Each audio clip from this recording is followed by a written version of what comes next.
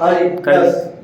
देखो इससे पहले वाले पार्ट में था आपकी, इसी पार्ट के अंदर था आपका कौन सा, एक यह है दस्तक उसका, इसके बाद ये पार्ट है, इसमें कौन सा पार्ट था, फसल। यानी आपकी एक ही पार्ट में दो टॉपिक है, एक तो बच्चे वाला पार्ट है, दूसरा कौन सा था, फसल वाला। इसमें सिर्फ और सिर्फ क्वेश्चन एक ही आएगा आपके, और व्याख्या में पूछे हुए एक ही चीज है, वो क्या कि फसल का निर्माण कैसे हुआ है, फसल का निर्माण में योगदान किसका है, फसल की उत्पत्ति कैसे हुई है, फसल क्या है।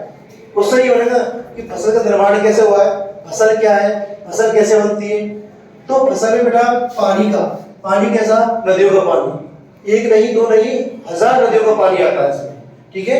ऐसे ही हवा और सूर्य का प्रकाश, और यानी कितने हजारों खेतों की मिट्टी, और साथ में मानवीय परिश्रम, यानी बहुत लाखों करोड़ों लोगों की मेहनत का परिणाम क्या है, फसल है। यानी फसल को बनाने में पानी, हवा, सूर्य का प्रकाश, मिट्टी और मानवीय परिश्रम लगा है, पहली बात। दूसरी बात, अपन इन सबको मिला के क्या कह सकते हैं, प्राकृतिक तत्व। क्या कह सकते हैं बेटा, प्राकृतिक तत्व, क्योंकि ये सब प्रकृति के अंदर आते हैं। किसके अंदर आते हैं, प्रकृति के अंदर आते हैं।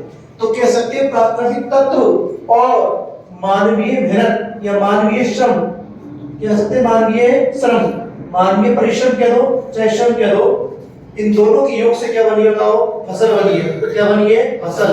तो फसल की उत्पत्ति में किन चीजों का योगदान बताओ, पानी का योगदान है, हवा का योगदान है, सूर्य के प्रकाश का, मिट्टी का और मानवीय परिश्रम का, यानी इन सब से मिलकर क्या बनी है, फसल। और यही प्रश्न एग्जाम में पूछा जाएगा, फसल क्या है, फसल का निर्माण कैसे हुआ, या फसल की उत्पत्ति में किन किन तत्वों का योगदान है। या तो क्रमवाइज पानी, हवा, सूर्य का प्रकाश, मिट्टी और मानवीय श्रम बोल दो, या अगर शॉर्ट में कह सकते हो क्या, प्राकृतिक तत्व और मानवीय श्रम, इन दोनों के योगदान से क्या बनी है, फसल बनी। क्लियर है क्या, धन्यवाद।